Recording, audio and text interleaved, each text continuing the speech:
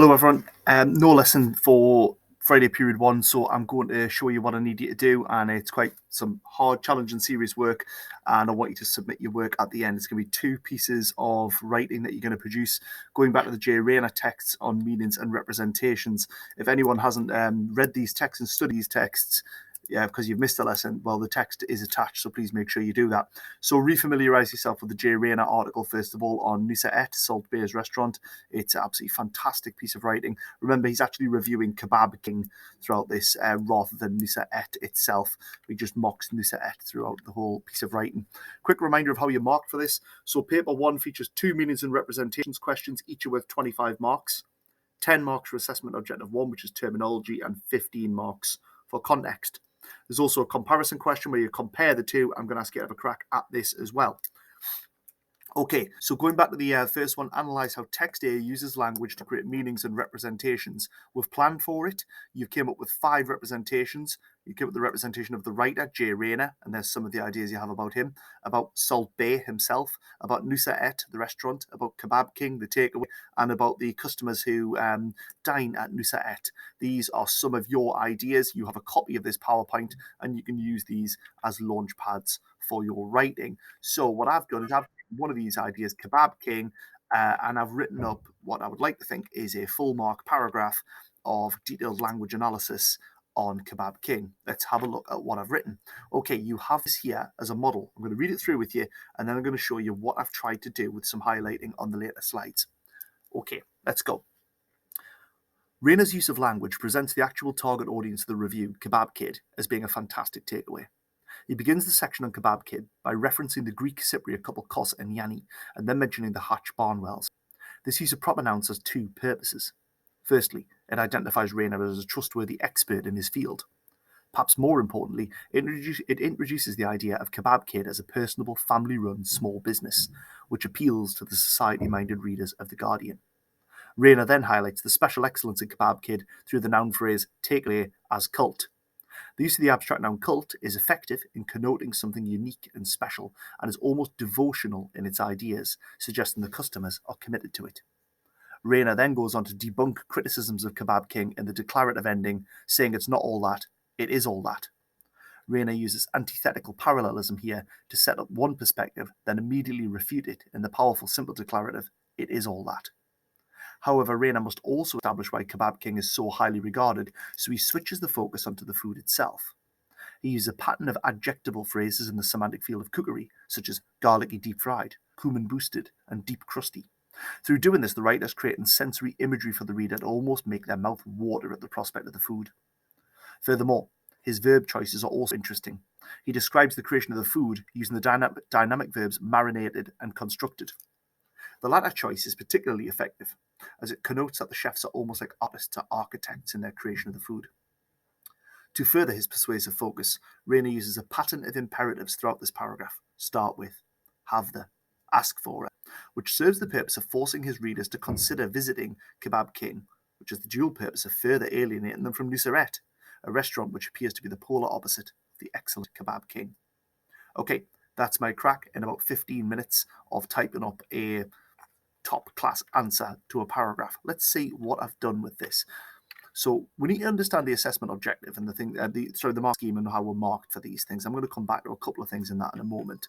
Firstly, in the yellow, what I've tried to highlight here is where I'm actually getting at the meaning and the representation. So if you take a moment and look at the yellow bits here, I think I've identified most of the moments when Rayner is creating this meaning about Kebab King.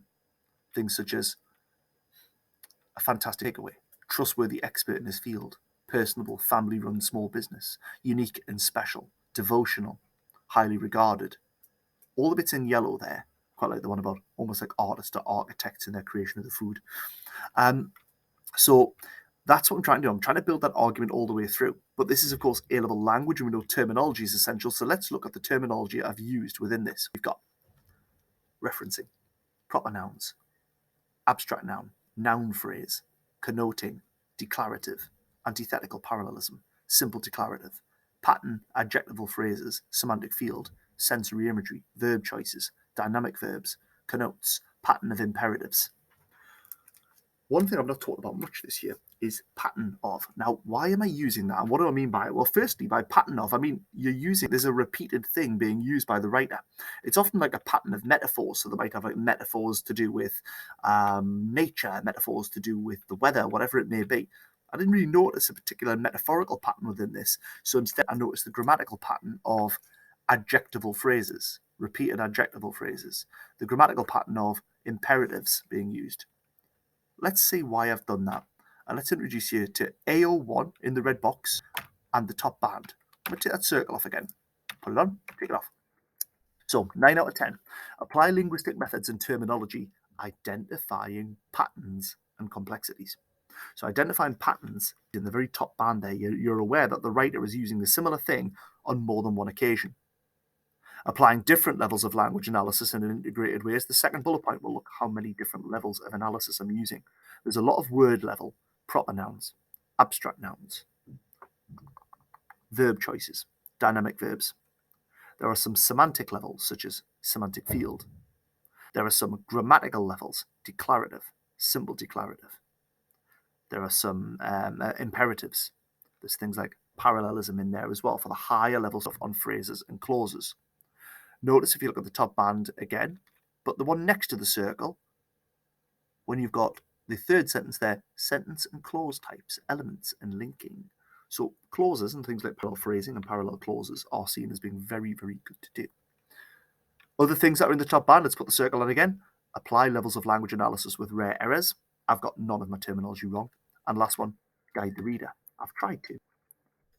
So how else have I tried to guide the reader? Well, let's have a look at the next color-coded thing that I've got on here. That was about patterns again, just emphasizing where I've used the patterns thing. This is how I've tried to guide the reader in my purple ones here. He begins the section on and then mentions, firstly, perhaps more importantly, Rayner then highlights.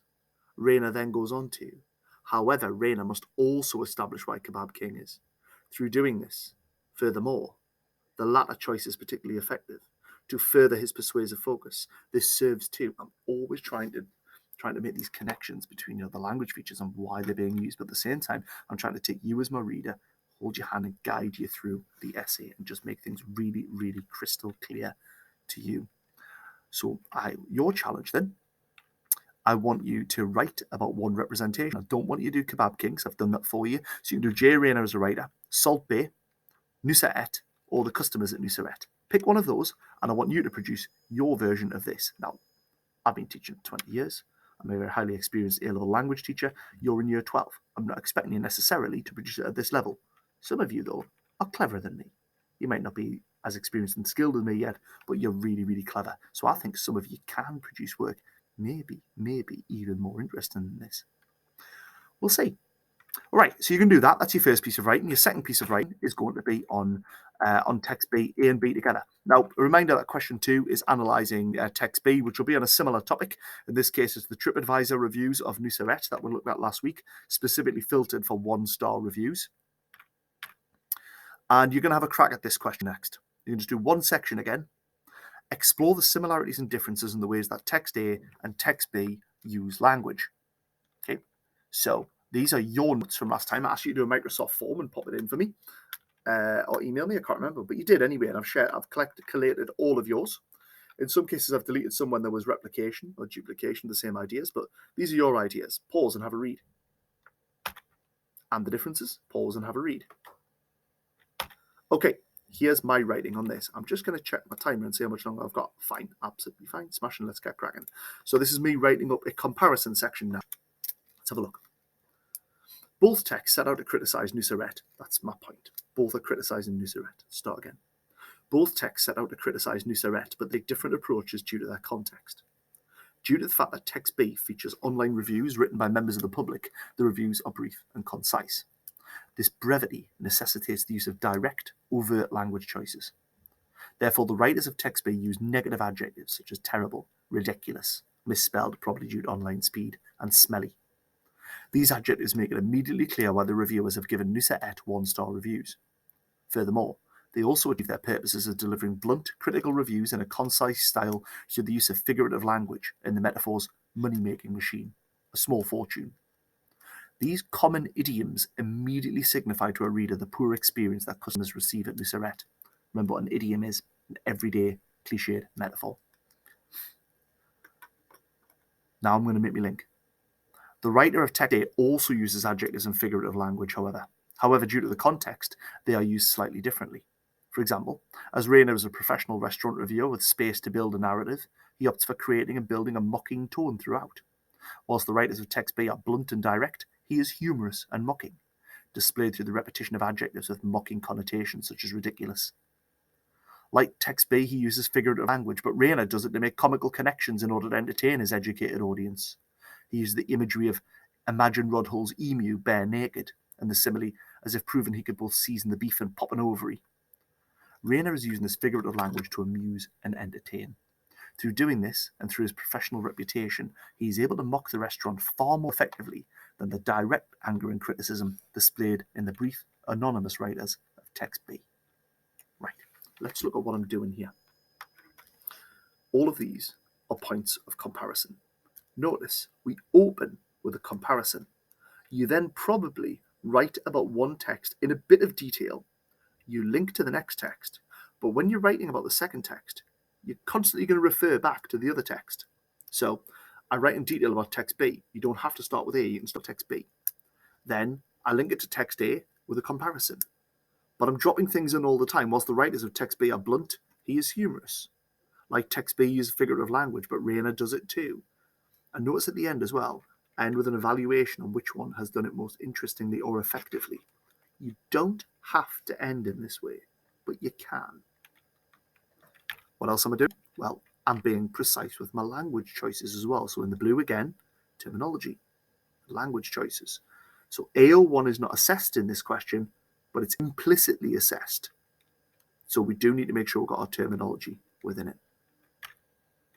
Okay, I hope you found that useful. Your second challenge. So your first challenge was to write up a meanings and reps paragraph on J. Rayner. Your second challenge is to write a paragraph of similarities or differences. You can look at what's a bit same and a bit different. Here are some possible sentences you could go with. You could use your own as well.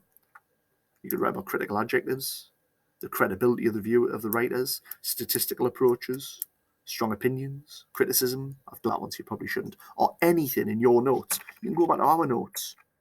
Anything here that interests you most. So at the end of this, you need to either email me typed answers, a paragraph on J. Rayner, and a paragraph of comparison, or you give to me in my hand handwritten work. I don't want emailed handwritten work. It's just quite hard to read. Okay, I'm about later in the day, so please make sure you find me. There's also my desk in the English office, and you can put stuff under my keyboard there. If you do that and it goes missing, that's your fault. Unlucky. Right. Work hard. Be brilliant. Well done for everything you've achieved this week. See you later.